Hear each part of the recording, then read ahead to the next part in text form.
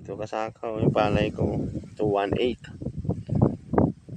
After ng bagyong Enteng, sana lang makarecover pa. Di magkalaman. Yun lang sana. Kakapal sana nito. Kaya lang. Eto na siya.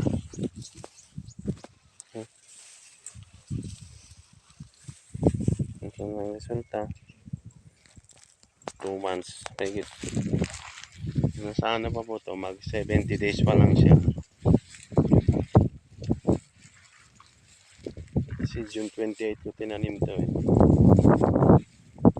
2 months mahigit.